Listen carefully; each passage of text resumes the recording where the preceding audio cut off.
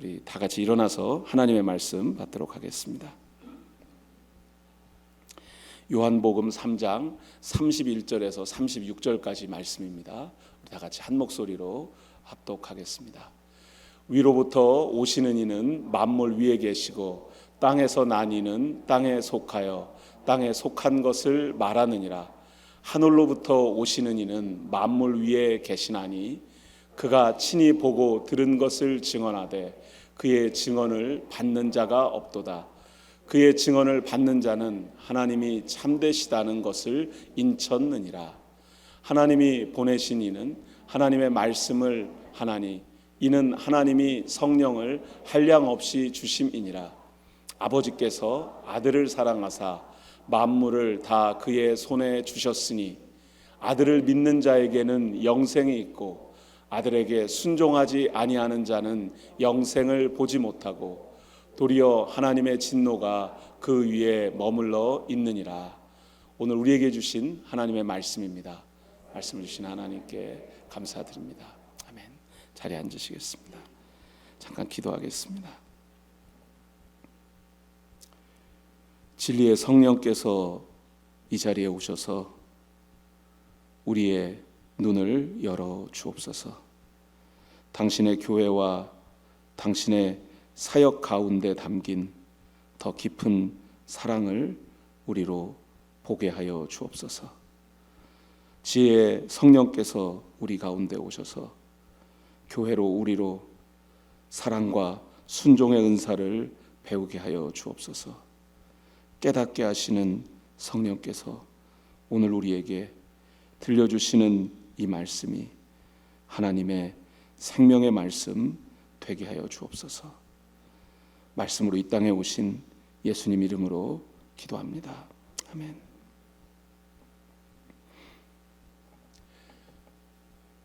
여러분 나야가라 폭포에 다녀오신 분들 많이 계신가요? 나야가라 폭포에 안 가보신 분이 아직 계시면 조지아에서 운전하고 가려면 너무 멀겠죠. 제가 DC 정도에 살 때까지만 해도 운전하고 갈 용기가 있었는데 그 아래로 내려온 다음부터는 나야가라를 갈 그 꿈을 한 번도 꾸어보지 못해서 한 번 가보고 그것도 다 한국에서 누가 왔을 때 모시고 간 거죠. 아주 옛날에. 그리고 못 가봤는데요. 여러분 나야가라 폴스, 나야가라 폭포 양쪽의 거리가 한 200m 정도 된다 그래요. 폭포, 그러니까 캐나다하고 미국하고 국경선 사이에 거기에다가 50cm 줄을 연결해가지고 폭포를 건너는 장면을 보신 적 있으세요? 네, 이게 한 10년 전쯤 사진입니다.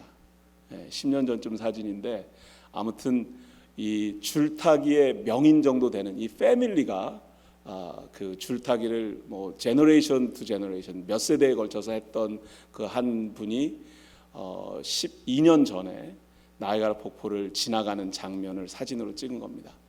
그런데 사실 제가 오늘 나누고 싶은 이야기 중에는 이렇게 사진으로 기록에 남겨지진 않았지만 그동안 나야가라 폭포를 이 줄타기로 넘어간 사람들이 몇 사람 있거든요.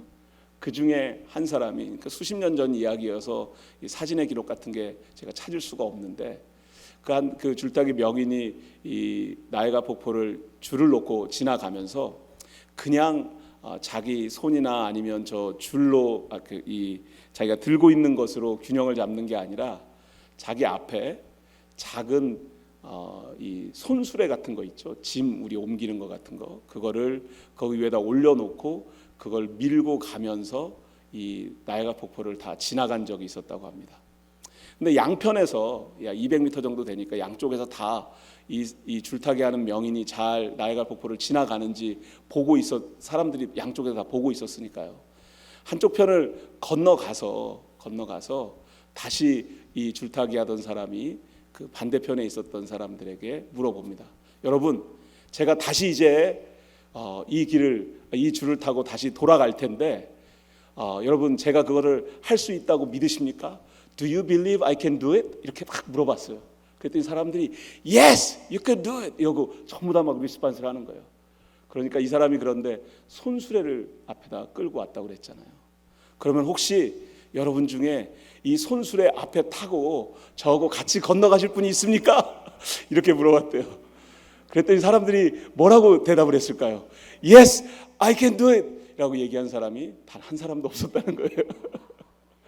조금 전까지 당신은 충분히 건널 수 있습니다. 왜냐하면 조금 전에 건너는 걸 봤거든요. 그러니까 당신이 돌아가는 거 충분히 할 수 있습니다. 그렇게 답을 그렇게 했는데 정작 다 믿는다고 얘기해놓고 당신 중에 한 분, 여러분 중에 한 분이 정말 나를 믿는다면 나하고 같이 이 줄을 타고 건너갈 수 있겠습니까? 라고 하는 대답에는 어느 누구도 답하지 않았다는 거예요. 믿을 수 있으나 순종하는 것은 쉽지 않습니다. 믿는다고 이야기하지만 함께하는 것은 어렵습니다. 우리가 믿습니까? Do you believe it? 이렇게 누군가 물어보면 뭐 어떤 문제든지 간에요. Yes, I do 라고 내가 믿습니다 라고 답을 할 때는 많이 있지만 정말 내가 그 대답에 나의 삶을 순종할 각오와 믿음으로 그 대답을 하고 있는지 한 번쯤 다시 생각해 보았으면 합니다.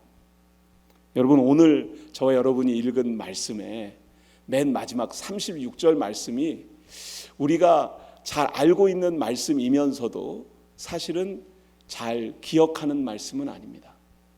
세례 요한이 여러 가지 메시지를, 자기에 대한 메시지, 또 예수님에 대한 메시지를 전했지만 이 36절이 마지막 구절은 다른 복음서에는 등장하지 않고 요한복음에만 등장하는데요.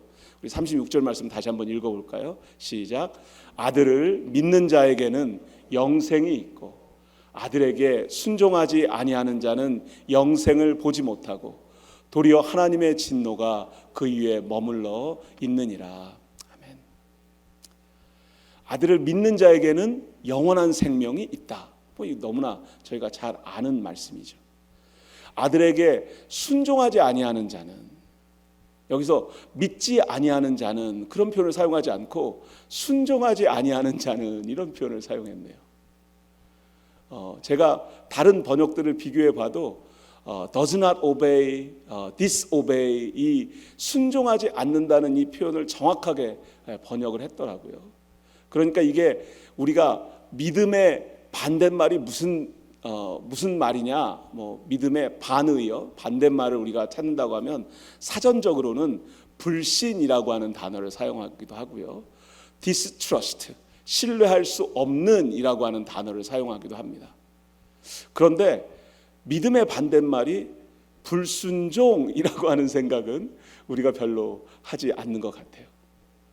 왜냐하면 우리 안에 불순종의 요소가, 그 엘리멘트가 조금씩 담겨 있기 때문일지도 모르겠습니다. 이것은 예수를 믿는다라고, 제가 예수를 믿습니다라고 고백하지만 내가 예수를 믿는 사람처럼 순종하는 삶을 살고 있느냐라고 하는 질문 앞에 우리가 서게 되는 거죠. 목사인 저도 이 말씀이 편안해서가 아니라 특히 제가 성경을 읽다가 싫어하는 성경 구절이 있다는 얘기를 제가 몇 번 드렸죠. 저는 제가 이렇게 성경 말씀을 읽다가 내가 순종하기 힘들 것 같은 말씀을 만나게 되면 정말 이 말씀이 왜 성경책에 들어와 있나라는 질문을 할 때가 있어요. 대표적인 게 원수를 살아가는 말씀인데, 사실은 오늘 말씀도 이 하나님의 진노라고 하는 단어 때문에 저 스스로에게 굉장히 불편함을 주는 단어입니다. 설교자들에게 하나님의 진노와 심판에 대한 메시지를 전해야 할 때, 나는 그 진노와 심판으로부터 100% protected, 보호받은 이미 구원의 확신이 있기 때문에 다른 사람들에게 이 메시지가 필요하다라고 전한다고 여러분 생각하십니까?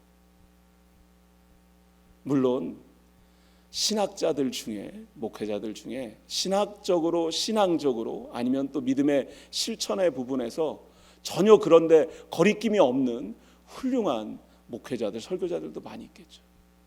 근데 저는 그렇게 훌륭한 사람도 아니고 그렇게 마음이 깨끗하고 항상 하나님의 말씀에 전적으로 순종하고 있다고 답할 수 있는 사람이 아니기 때문에 이런 본문의 말씀을 제가 대하게 될 때마다 제 마음도 불편하고 또 이 말씀을 전해야 될 때는 아니 제대로 순종하지도 못하는 사람이, 실천하지도 못하는 사람이 이런 메시지를 전할 수 있는가라고 하는 질문도 하게 됩니다.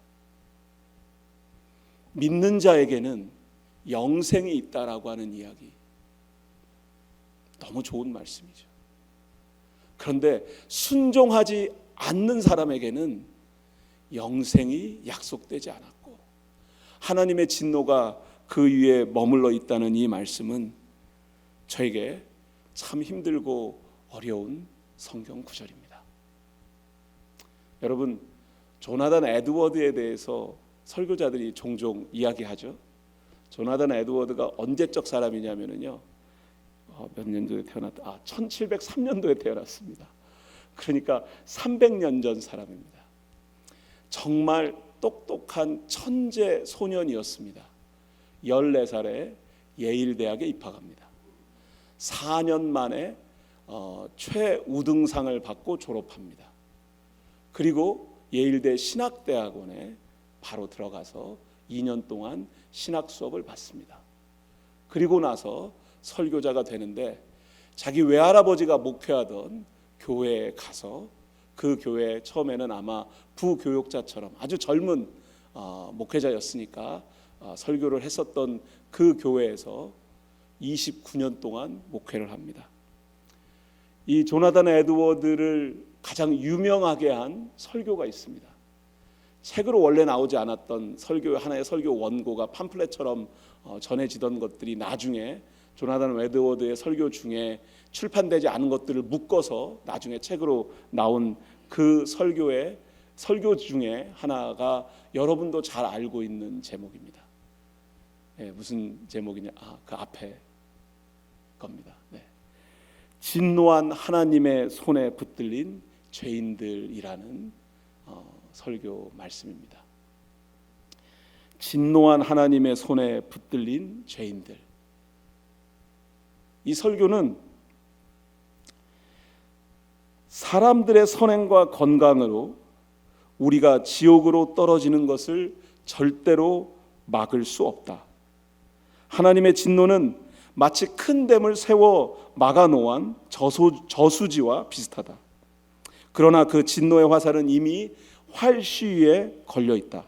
하나님은 마치 거미나 다른 징그러운 벌레를 붙잡고 있는 것처럼 아주 역겹고 혐오스러운 심정으로 우리를 붙잡고 계신다.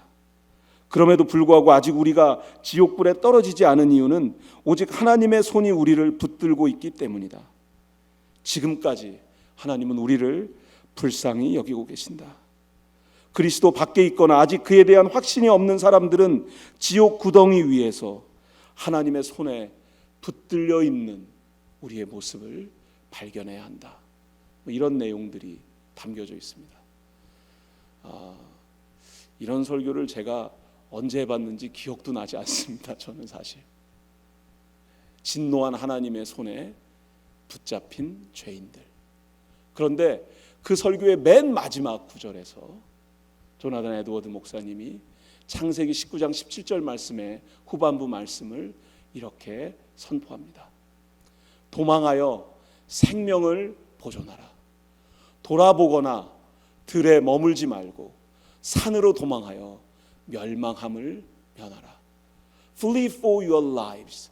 Don't look back and do not stop anywhere in the plain. Flee to the mountains or you will be swept away. 맨 마지막 부분이 Wrath of God 부분이 빠졌는데요. 그런데 여러분, 하나님께서 왜 진노하신다는 말씀을 조나단 에드워드는 선포했을까요? 유교한 목사는 이 불편하고 듣기 힘든 메시지를 왜 오늘 이 아침 다시 여러분에게 전하려고 할까요? 제가 그럴 만한 능력이 있거나 그렇게 훌륭한 인격을 가지고 있어서가 아니라 하나님께서 진노와 심판에 대한 메시지를 선포하게 하시는 이유는 하나님의 진노로부터 도망하여 생명을 보존하게 하시려는 하나님의 은혜의 메시지인 것을 기억하시기 바랍니다. 그래서 우리는 오늘도 여전히 조나단 에드워드의 진노한 하나님의 손에 붙잡힌 죄인들과 같은 우리의 모습이라 할지라도 우리를 향하여 도망하여 생명을 보존하고 돌아보거나 들에 머물지 말고 산으로 도망해서 멸망함을 wrath of God, 하나님의 심판과 진노로부터 피하라는 그 복음의 메시지를 들어야 할 줄로 믿습니다. 조나단 에드워드 목사님이 20살쯤 되었을 때 신학대학원 2년 차였거든요. 그때 본인에게 회심의 체험이 있었다고 하면서 디모데후서 1장 7절 말씀이 자신의 삶을 바꾼 말씀이라고 고백합니다. 하나님이 우리에게 주신 것은 두려워하는 마음이 아니요 오직 능력과 사랑과 절제하는 마음이니. 아멘이십니까?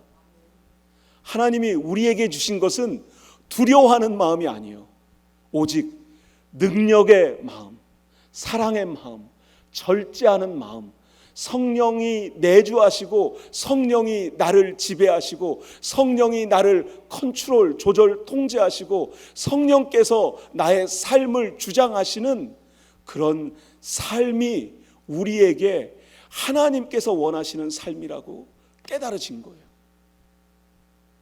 20세 되었던 천재 소년이었던 조나단 에드워드는 그 뒤로 히브리어, 헬라어를 신학교에서 공부한 이후로 매일매일 하루에 12시간 이상을 성경 말씀을 읽고 성경 말씀을 묵상하고 성경 말씀을 잘 가르치기 위해서 말씀에 모든 자기의 에너지를 쏟아부었습니다. 그래서 조나단 에드워드의 그 생명의 메시지를 통해 미국의 첫 번째 영적 대각성 운동, 그레이트 어웨이크닝이 시작되어졌습니다. 그리고 조나단 에드워드 목사님이 사역하던 그 교회를 중심으로 해서 뉴잉글랜드 지방에서만 5만 명 이상의 회심자가 나왔다는 기록이 있을 정도였습니다. 그런데 아이러니하게요, 1729년부터 1750년까지니까 21년, 22년 정도 그가 섬기던 노샘턴 교회에서 1750년 교인 총회 투표를 하게 됩니다. 교인 총회에서 투표를 한 이유는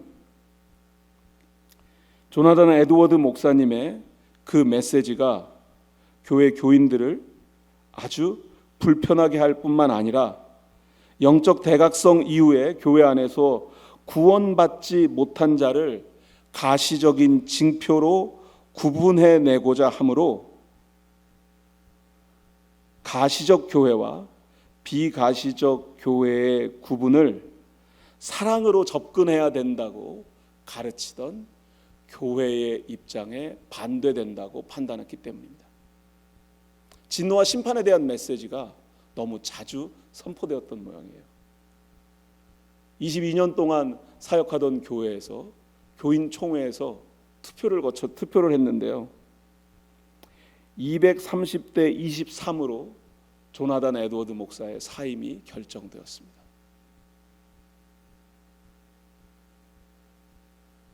(230대 23) 10대 1도 안 되네요.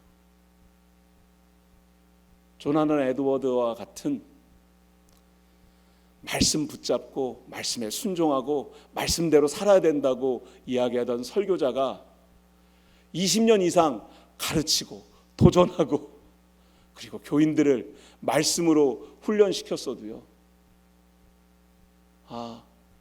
그 메시지가 불편하고 그 메시지에 순종할 수 없다고 느낀 교인들이 교회 구성원의 90%가 훌쩍 넘었던 모양이에요. 제가 36절 말씀을 여러분하고 다시 한번 읽어보고 싶습니다. 36절 말씀 우리 다시 한번 읽을까요? 시작. 아들을 믿는 자에게는 영생이 있고 아들에게 순종하지 아니하는 자는 영생을 보지 못하고 도리어 하나님의 진노가 그 위에 머물러 있느니라. But the wrath of God remains on him 이라는 표현을 쓰거든요. 하나님의 진노가 현재형으로 그의 위에 순종하지 않는 사람들 위에 머무른다라고 하는 이 메시지가 조나단 에드워드를 다시 그가 출발했던 첫 출발 지점으로 돌려보내는 메시지였을 것입니다. 저희들이 요한복음 말씀을 지금 계속 보고 있습니다. 제가 1월 달부터 지금까지 오늘 요한복음 3장을 마치거든요. 저는 너무 기뻐요. 다음 주부터 이제 요한복음 다른 장으로 넘어가게 되는 게. 그런데 제가 요한복음 1장을 처음 말씀을 전하기 시작할 때는 제가 이렇게 길게 요한복음 강해를 하게 될 거라는 생각을 하지 못했습니다. 6개월 정도 교회를 섬기고 나면 교회가 좀 안정되기도 하고 새로운 담임 목사님을 모실 수 있게 되고 그런 과정을 거쳐서 저는 제가 원래 하던 일로 돌아갈 계획을 가지고 있었거든요. 그게 제 계획이었는지 하나님의 계획이었는지 아니면 다른 목사님들의 계획이었는지 아직도 제가 질문을 하긴 합니다만, 그런데 제가 그 과정에서 설교자로서 한 가지 너무 힘들고 어려운 깨달음이 있었습니다. 매주 하나님의 말씀을 대언한다고 하는 것이 너무 부담스러운 거예요. 제가 담임 목회를 처음 하는 게 아닌데, 담임 목회를 17년 했었는데, 그런데 지난 7년 동안 제가 총회 교단을 섬기면서 매주 말씀을 전하지 않아도 되는 그 목회자의 자리가 제게 어느새 편안해졌었는지도 모르겠습니다. 그리고 주일날 아침 교회를 향할 때마다 한편으로는 여러분을 만나게 될 기쁨과 설레임이 있으면서도 또 다른 한편으로 하나님의 말씀을 내가 잘 전할 수 있을까? 이 말씀을 준비한 것이 하나님께서 정말 원하시는 말씀일까라고 하는 질문을 종종 하게 될 때도 있었습니다. 여기 지난 8개월 동안 함께 예배드리신 분들은 제가 아주 가끔 지나가다가 하는 말처럼 설교자의 설교가 매주 홈런을 칠 수는 없습니다. 저는 그걸 너무나 잘 알고 있습니다. 하지만 사람들이 듣고 그 마음에 감동을 받거나 은혜가 되었다고 하는 그 카멘트가 배고파서가 아니고요. 하나님께서 내게 주신 이 말씀이 오늘 우리 교회 성도들에게 주신 말씀인지 다시 한번 질문하고 도전하는 시간이 지난 8개월 동안의 저의 여정이었습니다. 그래서 아마 요한복음 3장 18절 말씀이요, 몇 주 전에 제가 나누었던 말씀입니다. 이 말씀이 어떻게 보면 저한테는 설교자로서 다시 한번 나의 자리를 확인하는 자리이기도 합니다. 저를 믿는 자는 심판을 받지 아니하는 것이요, 믿지 아니하는 자는 하나님의 독생자의 이름을 믿지 아니함으로 벌써 심판을 받은 것이니라. 저는 제가 다른 특별한 엄청난 믿음의 소유자가 되어야 한다고 하는 그런 신앙 고백을 가지고 있지 않습니다. 저는 목사도 설교자도 한 사람의 크리스찬으로, 믿음의 사람으로 그 믿음을, 나의 믿음을 책임져야 할 만큼의 그 분량의 책임이 있다고 믿습니다. 그런데 그 책임의 분량은 설교자에게만 주어진 것이 아니라 예수를 그리스도로 고백하는 모든 믿음의 사람들에게 동일하게 주어져야 할 하나님의 도전의 말씀입니다. 믿는 자는 심판을 받지 않습니다. 믿지 아니하는 사람은 벌써 심판을 받은 것입니다. 이 메시지가 우리 안에 정말 예수 그리스도의 진리의 생명의 말씀이라고 믿어지게 되면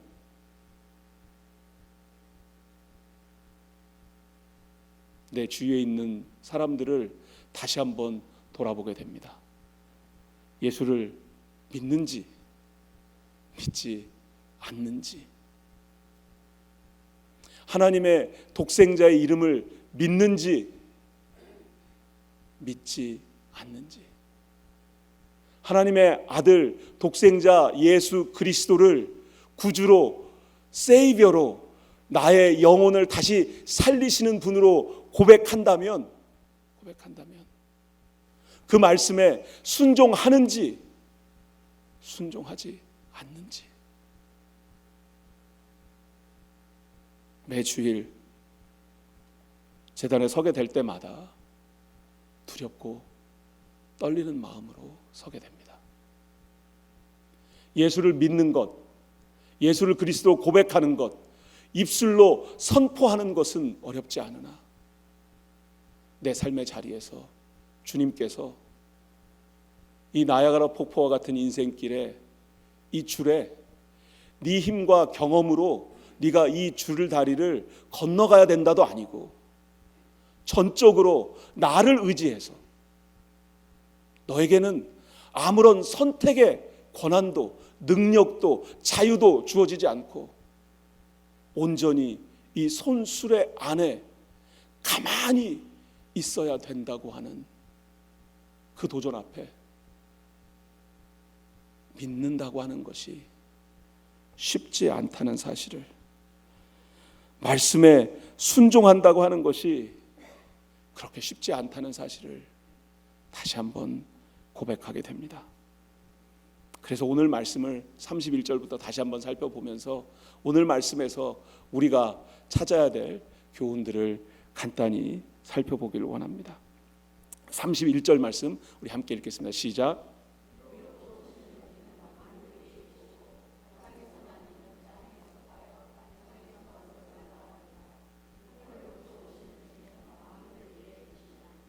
아멘. 위로부터 오시는 이, 하늘로부터 오시는 이는 예수님에 대한 이야기죠. 예수님이 만물을 지배하신다는 얘기입니다. 땅에서 난 이는 하늘에서 오시는 이와 반대되는 개념이지만 죄에 속한 사람들, 사단의 그늘에 눌려있는 사람들을 이야기하지 않습니다. 여기서 땅에서 난 이는 세례 요한 자신을 이야기합니다. 그런데 세례 요한은 땅에서 난 사람이기 때문에 땅에 속하여 있고 땅에 속한 것을 말한다고 설명합니다. 그러니까 세례 요한이 바라본 예수님에 대한 이야기도 이 땅에 오신 예수님, 내가 만난 예수님, 그리고 이 땅에서 행하실 그 예수 그리스도의 구원 사역에 대해서 내가 증언한다고 세례 요한은 31절에서 이야기합니다. 32절과 33절 말씀 보겠습니다. 같이 다시 읽습니다. 시작. 그가 친히 보고 들은 것을 증언하되 그의 증언을 받는 자가 없도다. 그의 증언을 받는 자는 하나님이 참되시다는 것을 인쳤느니라. 아멘. 그가 친히 보고 들은 것을 증언했다. 이 그가는 예수님입니다. 예수님이 증언하셨어요. 그런데 그의 증언을 받는 자가 없도다. 세례 요한일 수도 있는 가능성이 있긴 있네요. He testifies. 그런데 그의 증언을 받는 자는 이라고 하는 이 33절이 이 그가 예수님일 거라고 제가 해석하는 이유인데요. 그의 증언을 받는 자는 하나님이 참되시다는 것을 인쳤느니라. 증언을 받는다라고 하는 영어 표현은 whoever has accepted his testimony. 그러니까 예수님께서 하늘로부터 오셔서 하늘의 이야기를, 영원한 생명에 대한 이야기를, 하나님 나라와 천국에 대한 이야기를 증언하는데, 이 세상에 있는 사람들은 그 증언을 받는 사람, 그 증언을 믿는 사람들이 없다는 거예요. 별로 없다는 거예요. 그런데 그 중에 소수 일부일지라도 그의 증언을, 예수 그리스도의 증언을, 메시지를 받는 사람은 하나님이 참되시다는 것을 인쳤느니라. 여기서 인쳤다고 하는 단어를 certified, set a seal 뭐 이런 단어를 사용하는데, 이 인쳤다라고 하는 단어는 보통 하나님이 구원받은 백성들을 확인시켜서 도장 찍어 주셨다가 인쳤다잖아요. 근데 여기서는 하나님이 인친 게 아니라 증언을 받은 사람들이 인을 쳤다는 거예요. 그래서 certified라고 얘기하는 거예요. 예수 그리스도의 복음의 메시지를 들은 사람들이 무엇을 확인하게 되었어요? 하나님만이 진리이시다, 하나님만이 참되신 분이다 라고 하는 사실을 I certified, 나는 이것을 다시 한번 확인합니다 라고 고백하게 되었다는 거예요. 예수를 믿는 사람만이 하나님이 참되시다고 고백할 수 있다는 겁니다. 하나님이 어떤 분이냐? God is true. 하나님은 진리의 하나님이십니다. 하나님은 참되신 분이십니다. 하나님은 여러분을 사랑하시는 분입니다. 하나님은 여러분을 위해 하나밖에 없는 아들을 십자가에 놓으신 분입니다. 그런데 그 하나님의 사랑을 믿는 사람들, 그 증언을 받은 사람들, has accepted his testimony, has certified, 이제 하나님만이 참이심을, 진리이심을 다시 한번 고백할 수 있는 저와 여러분 되기를 주의 이름으로 축원합니다. 그리고 나서 34절 35절 말씀입니다. 우리 같이 읽겠습니다. 하나님이 보내신 이는 하나님의 말씀을 하나니 이는 하나님이 성령을 한량없이 주심이니라. 아버지께서 아들을 사랑하사 만물을 다 그의 손에 주셨으니. 아멘. 하나님이 보내신 이는 다시 예수님이죠. 하나님의 말씀을 하신다. 그러니까 하나님께로부터 보냄받은 예수님만 하나님의 말씀을 전할 수 있다는 거예요. 여기서 하나님이 성령을 한량없이 주심이니라 라고 하는 이 구절은 우리들에게 성령을 주신다는 표현이 아니라 예수님에게 하나님이 보내신 이는, 예수님은 하나님의 말씀을 전하나니 이는 하나님이 그분에게 성령을 한량없이 주심이니라 라고 하는 뜻입니다. 성부, 성자, 성령 삼위일체의 개념이 성경책에 삼위일체라고 하는 단어로 설명되지 않으나 종종 성부, 성자, 성령 하나님이 동시에 역사하시는 구절들을 설명하는데 아마 이 요한복음 3장 34절도 그에 핏하는 말씀일 것입니다. 하나님이 보내신 이는, 예수님은 하나님의 말씀을 전하고 하나님께서 예수님에게 성령을 한량없이 주심으로, 하나님의 영을 부어 주심으로 성부, 성자, 성령 세 분이 한 분이 되어 하나님의 역사를 이루시는 거죠. 아버지께서 아들을 사랑하사 만물을 다 그의 손에 주셨으니, 하나님께서 아들을 사랑하시기 때문에 아들이신 예수 그리스도의 손에 모든 세상을 지배할 수 있는, 세상을 다스릴 수 있는 권위를 주셨다고 35절에서 고백합니다. 그리고 나서 우리가 맨 처음 보았던 36절로 오늘 말씀이 마무리 지어지게 됩니다. 36절 말씀 다시 한번 읽겠습니다. 아들을 믿는 자에게는 영생이 있고 아들에게 순종하지 아니하는 자는 영생을 보지 못하고 도리어 하나님의 진노가 그 위에 머물러 있느니라. 아멘.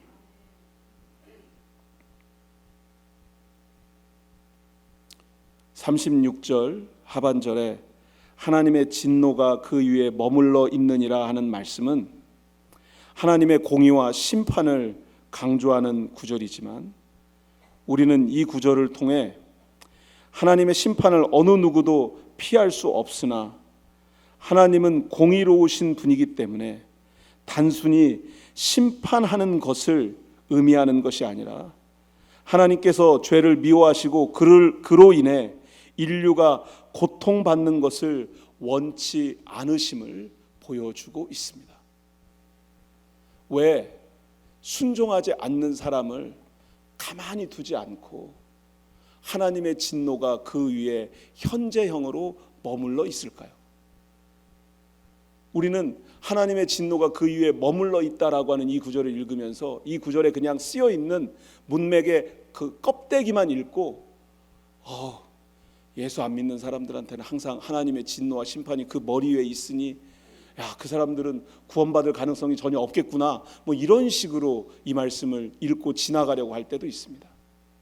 그런데 이 하나님의 진노가 그 위에 현재형으로 여전히 있는 이유는 제가 맨 처음에 이 36절 말씀을 조나단 에드워드가 왜 하나님의 진노와 심판의 메시지를 전했는지를 설명드리면서 말씀드린 것처럼 우리를 향한 구원의 복음의 메시지가 하나님의 진노와 심판이라고 하는 엄연한 현실 앞에서만 그 메시지가 복음일 수 있다는 겁니다.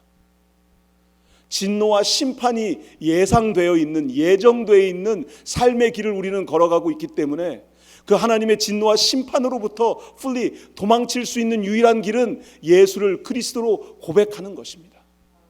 그런데 우리가 지은 죄가 너무나 흉악하고 그 죄값을 분명히 치러야 하기 때문에 하나님께서는, 공의로운 하나님께서는 그 죄값을 치르기 위해, 우리를 살리기 위해 하나밖에 없는 아들 예수 그리스도를 이 땅에 보내셨다는 것입니다. 하나님의 진노와 심판이 없다면, 하나님이 공의로운 분이 아니라면 아들 예수 그리스도를 이 땅에 보내실 이유가 없습니다. 하나님은 모든 것을 아시고 모든 것을 본인이 계획하신 대로, 원하신 대로 이루실 수 있는 분이십니다. 그런데 왜 그 하나님께서 여전히 진노와 심판의 메시지를 지금도 교회를 통하여 우리들에게 듣게 하시고 우리로 하여금 다시 한번 깨어나야 한다고 도전하실까요? 왜냐하면 그 하나님의 진노와 심판에 대한 메시지가 우리에게는 복음의 메시지이기 때문입니다. 그 안에는 하나님의 은혜와 사랑이 담겨 있고 예수 그리스도의 십자가가 담겨 있고, 그리고 이 하나님의 진노와 심판이 우리에게는 우리 영혼의, 우리의 삶의 마지막이 아니라 우리에게 영원한 생명, 새로운 생명을 시작하게 하는 새로운 출발 지점이 되기 때문입니다. 그래서 하나님의 진노와 심판의 메시지가 여전히 우리에게는 복음입니다. 우리 죄의 심각성을 깨닫는 것, 그것이 믿음의 출발 지점입니다. 하나님의 공의와 사랑을 온전히 받아들이는 것, 하나님의 사랑만 강조하고, 아니면 또 반대로 하나님의 공의와 정의만 강조해서는 안 됩니다. 하나님의 공의와 사랑은 마치 동전의 앞뒷면처럼 하나님 그분 한 분이심을 정확하게 우리에게 설명해 주고 있기 때문입니다. 그래서 우리는 하나님 앞에 우리의 죄를 고백하고 우리의 삶의 방향이 잘못되어 있다면, 우리가 우리 인생에 화살을 쏘았는데 그 관역으로부터 벗어나서, 그것이 죄의 뜻이거든요.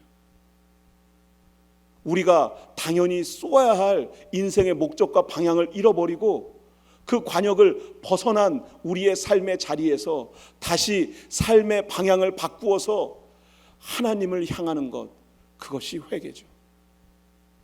그렇게 다시 살아나는 것. 그래서 그 믿음으로 매일매일 우리의 삶을 살아가는 것, 그것이 우리에게 오늘 하나님의 진노에서 피하는, 진노에서 도망쳐 나오는, 구원받을 수 있는 분명한 믿음의 고백입니다. 하나님은 죄와 함께 하실 수 없는 분이십니다. 하지만 하나님은 죄와 함께 하실 수 없기 때문에 여러분의, 저의 죄가 사함 받아야 한다고 하는 사실을 너무나 잘 아는 분이십니다. 그래서 하나님은 그냥 까닭 없이 지진이나 자연재해와 같은 손길로 하나님의 진노를, 분노를 표현하는 분이 아니십니다. 하나님은 저와 여러분의 죄를 사하여 주심으로 우리가 회개하고 예수를 그리스도로 고백하게 될 때 완전히 새로운 생명으로 우리의 존재가 바뀔 수 있음을 보여주시는 분이십니다. 그래서 저와 여러분의 죄의 기록을 완전히 없애주실 뿐만 아니라 그것을 기억조차 하지 않으시겠다고 약속하신 분이십니다. 그 하나님께서 저와 여러분을 다시 초대합니다.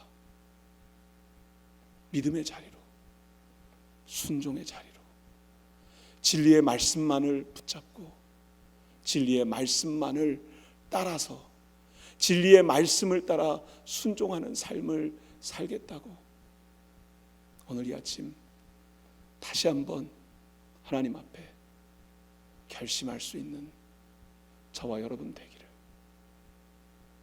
주의 이름으로 기도합니다. 기도하겠습니다.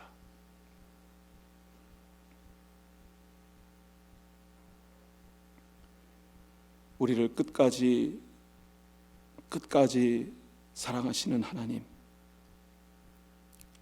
당신의 공의와 사랑을 깊이 묵상하며 우리의 죄가 얼마나 심각한지 다시 한번 우리를 돌아보게 하심으로 우리가 죄를 미워하고 회개하는 마음을 갖게 하시며 당신의 진리의 말씀으로 우리를 다시 인도하여 주시니 감사합니다.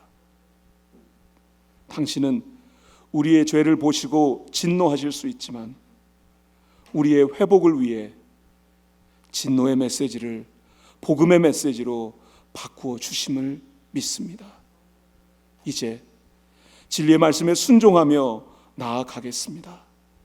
주님, 나 혼자 걸어가는 인생의 길이 아니라, 세상 길이 아니라 주님께서 동행해 주시는 삶의 발걸음이 되게 하여 주옵소서.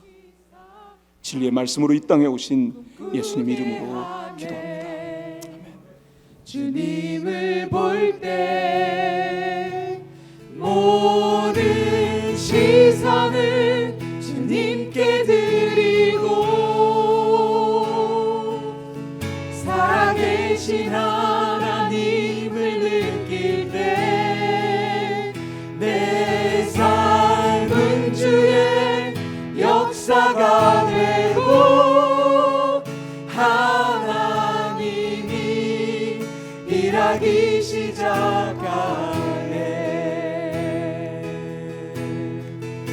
성령이 나를 변화시켜 성령이 나를 변화시켜 모든 두려움 사라질 때 주의 일을 보겠네.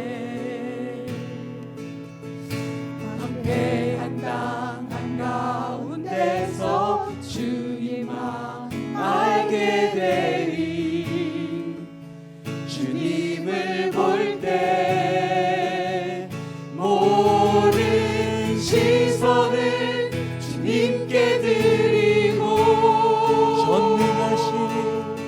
전능하신 하나님을 느낄 때 세상은 주의 나라가 되고 하나님이 일하기 시작하네. 모든 시선을 주님께 드리고 살아계신 하나님을 느낄 때 내 삶은 주의 역사가 되고 하나님이 일하기 시작하네.